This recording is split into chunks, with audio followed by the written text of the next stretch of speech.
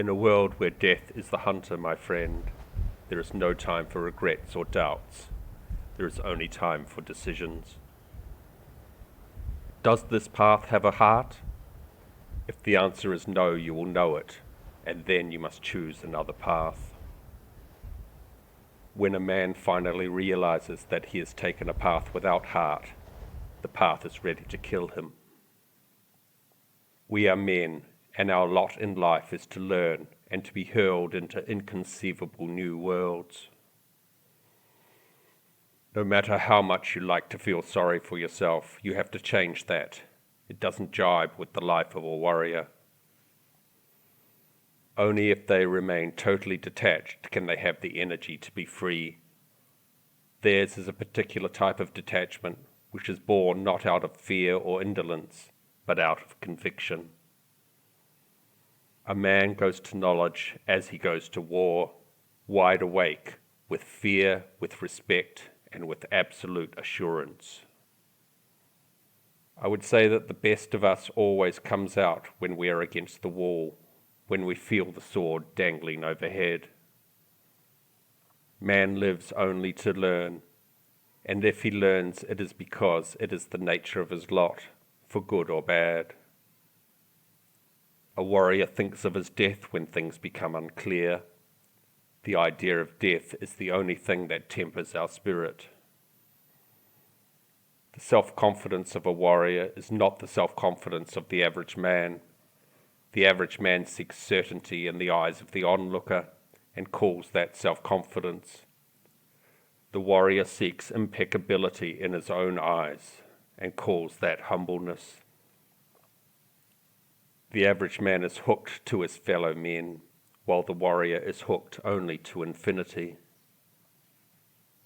Be aware of those who weep with realization, for they have realized nothing.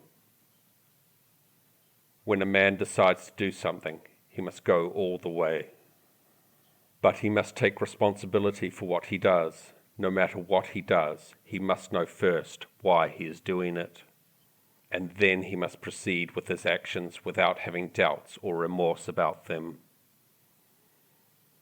Death is the only wise advisor that we have. Whenever you feel, as you always do, that everything is going wrong and you're about to be annihilated, turn to your death and ask if that is so. For an instant, I think I saw the loneliness of a man as a gigantic wave which had frozen in front of me, held back by the invisible wall of a metaphor.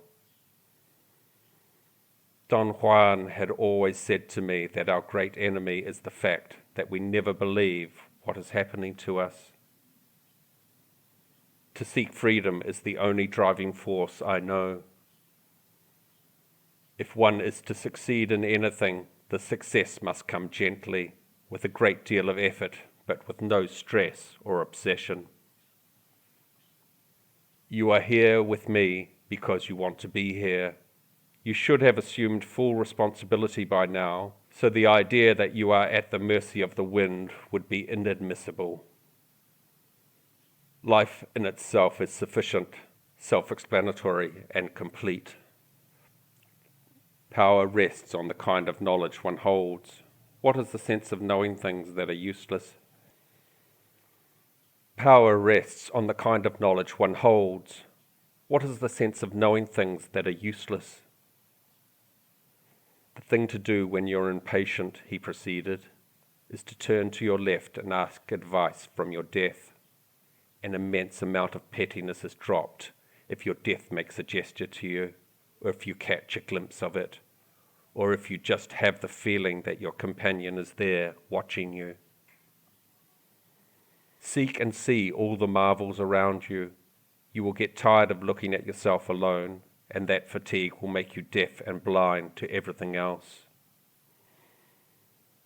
To seek the perfection of the warrior's spirit is the only task worthy of our temporariness, our manhood. To be like the flame of a candle, which, in spite of being up against the light of 1 billion stars, remains intact, because it never pretended to be more than what it is, a mere candle. Nothing can temper the spirit of the warrior as much as the challenge of dealing with impossible people in positions of power. Only under those conditions can warriors acquire the sobriety and serenity to withstand the pressure of the unknowable. Forget the self and you will fear nothing, in whatever level or awareness you find yourself to be. The things shamans deal with are extremely practical. They break down parameters of normal historical reality. Magical passes are just one aspect of that. To achieve the mood of the warrior is not a simple matter. It is a revolution. To regard the lion and the water rats and our fellow men as equals is a magnificent act of a warrior's spirit. It takes power to do that. I have no routines or personal history. One day I found out that they were no longer necessary for me and, like drinking, I dropped them. One must have the desire to drop them, and then one must proceed harmoniously to chop them off little by little. To worry is to become accessible, unwittingly accessible, and once you worry you cling to anything out of desperation, and once you cling you are bound to get exhausted, or to exhaust whoever or whatever you are clinging to. Only as a warrior can one withstand the path of knowledge. A warrior cannot complain or regret anything. His life is an endless challenge, and challenges cannot possibly be good or bad. Challenges are simply challenges. Does the path have heart? If it does, then the path is good. If it doesn't, it is of no use to us.